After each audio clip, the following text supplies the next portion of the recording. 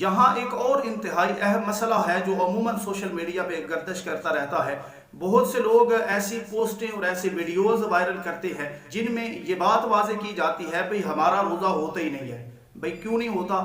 وہ کہتے ہیں بھئی نیت میں ہم یہ جو غد کا لفظ بولتے ہیں، یعنی وَبِصَوْمِ غَدٍ نَوَيْتُ مِنْ شَهْرِ رمضان، یعنی میں کل کے روزے کی نیت کرتا ہوں، تو وہ کہتے ہیں بھئی روزہ آپ آج رکھ رہے ہیں اور نیت آپ کر رہے ہیں کہ میں کل کے روزے کی نیت کرتا ہوں، تو اس طرح نیت درست نہیں ہوتی۔ تو یاد رکھیں کہ ایسی باتیں وہ لوگ کرتے ہیں جو دین سے دور ہوتے ہیں، جن کا قرآن و حدیث سے کوئی تعلق نہیں ہے، جن کا عربی گرامر سے کسی قسم کا کوئی تعلق نہیں ہے، کم علمی کی بنیاد پر ایسی باتیں کی جاتی ہیں۔ تو میں اس بات کو سادہ لفظوں میں چند پہلوؤں سے سمجھاؤں گا۔ امید ہے کہ یہ بات آپ کو اچھے طریقے سے سمجھ آ جائے گی کہ روزہ آج ہم رکھ رہے ہیں اور ہم کہتے ہیں بھئی ہم کل کے روزے کی نیت کرتے ہیں۔ تو اس حوالے سے سب سے پہلی بات یہ ہے، آغاز میں نے اس کا اشارہ کیا ہے کہ روزے کی نیت کا افضل وقت رات ہوتا ہے۔ جب آپ پچھلا روزہ افطار کریں تو اس کے ساتھ ہی اگلے روزے کی آپ نیت کریں، یہ وقت سب سے زیادہ افضل ہے۔ تو مغرب کے بعد کریں، عشاء کے وقت کریں، عشاء کے بعد کریں، رات کو کریں، تو یہ نیت کا افضل وقت ہوتا ہے۔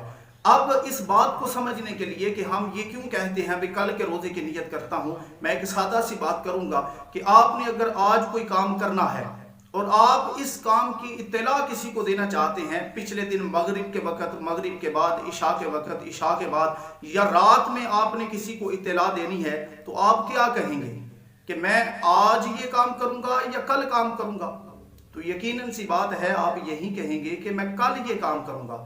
تو رات میں جب بھی کسی کو اطلاع دی جاتی ہے آئندہ دن کے حوالے سے، تو کل کا لفظ ہی استعمال ہوتا ہے۔ اس لیے ہم نے جو روزہ آج رکھنا ہے اس کا افضل وقت نیت کا وہ رات ہے۔ تو رات میں جب ہم نیت کریں گے تو یہی کہیں گے کہ میں کل کے روزے کی نیت کرتا ہوں، نہ کہ یہ کہیں گے بھی میں آج کے روزے کی نیت کرتا ہوں۔ اب یہاں ایک اور بات ذہنوں میں آ سکتی ہے، بھی وہ لوگ جو رات کو نیت کرتے ہیں، اگر وہ یہ کہیں بھی میں کل کے روزے کی نیت کرتا ہوں تو بات سمجھ میں آتی ہے، لیکن وہ لوگ جو رات کو نیت ہی نہیں کرتے بلکہ نیت ہی صبح کر رہے ہیں، یا یوں سمجھ لیں کہ وہ پھر دن کو اٹھتے ہیں، دن کو وہ نیت کر رہے ہیں، تو وہ یہ کہتے ہیں میں کل کے روزے کی نیت کرتا ہوں۔ تو وہ ایسا کیوں کہتے ہیں؟ تو یاد رکھیں کہ جو غد کا لفظ ہے یہ صرف آنے والے کل کے لیے استعمال نہیں ہوتا بلکہ آج کے لیے بھی استعمال ہوتا ہے۔ عربی گرامر میں بہت زیادہ وسعت ہے، ایک لفظ کے کئی معنی ہوتے ہیں۔ تو یہاں جو غد کا لفظ ہے اس کا ایک معنی آنے والا کل بھی ہوتا ہے اور اس کے ایک معنی مستقبل بھی ہوتا ہے۔ اب مستقبل میں آج بھی شامل ہے، کل بھی شامل ہے، پرسوں بھی شامل ہے، اور قیامت تک کا جو وقت ہے وہ اس غد میں شامل ہے۔ ہم سے زیادہ عربی کو سمجھنے والے عربی کے شعراء نے بے شمار ایسے اشعار کہے ہیں جن میں غد کا لفظ استعمال ہوا ہے، اور اس غد سے مراد آنے والا کل نہیں ہے بلکہ مطلقاً مستقبل مراد ہے، اور وہ مستقبل آج بھی ہو سکتا ہے، کل بھی ہو سکتا ہے، پرسوں بھی ہو سکتا ہے، یعنی اس غد سے مراد ہر آنے والا لمحہ ہے۔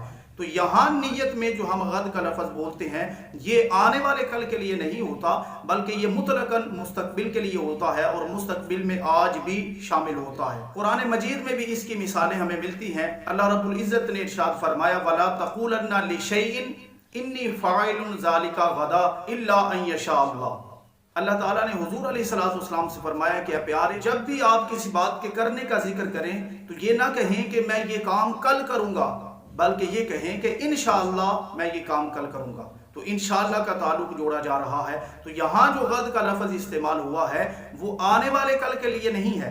اگر ہم اس غد سے مراد آنے والا کل لیں تو پھر معنی یہ بنتا ہے کہ اگر آپ نے آنے والے کل میں کام کرنا ہے تو پھر تو آپ انشاءاللہ کہہ لیں، لیکن اگر آج کام کرنا ہے، کل کے بعد پرسوں کام کرنا ہے، قیامت تک کوئی کام کرنا ہے تو اس وقت آپ انشاءاللہ نہ کہیں۔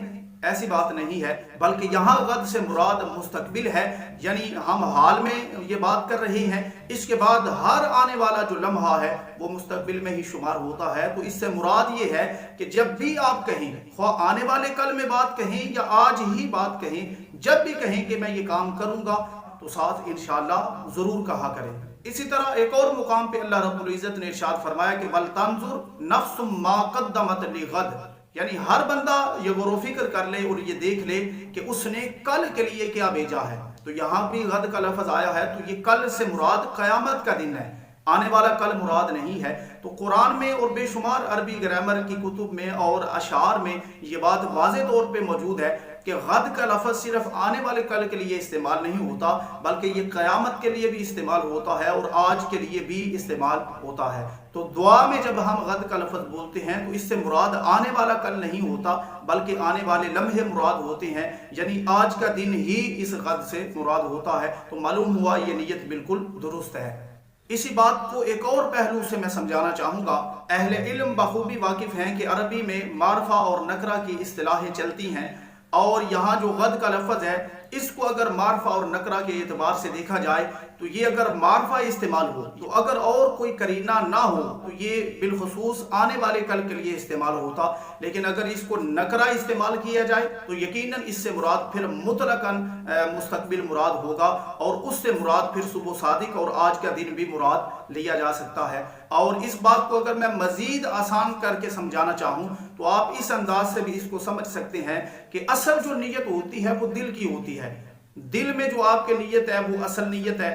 زبان سے اگر کسی وجہ سے الفاظ غلط بھی نکل جاتے ہیں تو اس کا اعتبار نہیں ہوگا بلکہ دل کی نیت کا اعتبار ہوگا۔ اب اگر اس بات کو مان بھی لیا جائے کہ یہاں جو غد کا لفظ ہے یہ آنے والے کل کے لیے ہے اور روزہ ہم آج رکھ رہے ہیں، تو یاد رکھیں بھئی آپ اگر زبان سے کل کا لفظ کہہ بھی دیتے ہیں تو دل میں تو یہی بات ہے نا کہ میں نے آج کا روزہ رکھا ہوا ہے، تو اس لیے دل کی نیت کا اعتبار ہوگا۔ زبان سے اگر الفاظ غلط بھی نکل جائیں تو کوئی بات نہیں ہے، دل کی نیت مانی جائے گی اور آپ کا روزہ بالکل درست ہوگا۔ اسی بات کو اگر میں پانچویں طریقے سے آپ کو سمجھانا چاہوں تو وہ بھی آپ اچھے طریقے سے ذہنوں میں بٹھا لیں۔ ابھی جو میں عرض کرنے لگا ہوں اس مسئلے میں اگرچہ بہت زیادہ تفصیل ہے، لیکن میں صرف مسئلہ سمجھانے کی نیت سے یہ چند باتیں عرض کروں گا کہ آپ یوں سمجھ لیں کہ اگر رمضان کے دوران کوئی بندہ یہ نیت کرتا ہے میں رمضان کا روزہ نہیں رکھ رہا بلکہ میں کوئی قضا روزہ رکھ رہا ہوں، تو قضا کی نیت بھی اگر کوئی کرتا ہے پھر بھی وہ رمضان کا ہی روزہ ہوگا۔ اگر کوئی بندہ کہتا ہے میں قضا نہیں بلکہ کسی کفارے کا روزہ رکھ رہا ہوں تو پھر بھی رمضان ہی کا روزہ ہوگا۔ اگر کوئی کہتا ہے میں نفلی روزہ رکھ رہا ہوں تو نفلی روزہ نہیں ہوگا بلکہ رمضان ہی کا روزہ ہوگا۔ اسی طرح صرف زبان سے نہیں بلکہ اگر کوئی دل میں بھی یہ نیت کر لینا بھئی میں آنے والے کل کا روزہ رکھ رہا ہوں تو پھر بھی آنے والے کل کا روزہ نہیں ہوگا، وہ آج کا ہی روزہ شمار ہوگا۔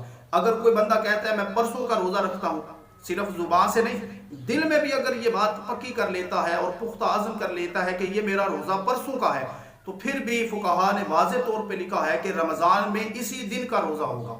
تو اس میں اور بھی بہت زیادہ تفصیل ہے جو میں عرض نہیں کر رہا۔ تو خلاصہ کلام یہ ہے کہ روزہ رکھنے کی نیت میں جو غد کا لفظ آیا ہے، یعنی آپ کہتے ہیں کہ میں کل کے روزے کی نیت کرتا ہوں، تو یہ نیت بالکل درست ہے، یہ غلط نہیں ہے، اس سے آپ کا روزہ بھی بالکل درست ہوگا۔ امید ہے اختصار کے ساتھ عرض کی گئی روزے کی نیت کے حوالے سے یہ وضاحت آپ کو اچھے طریقے سے سمجھ آ گئی ہوگی۔ وما علینا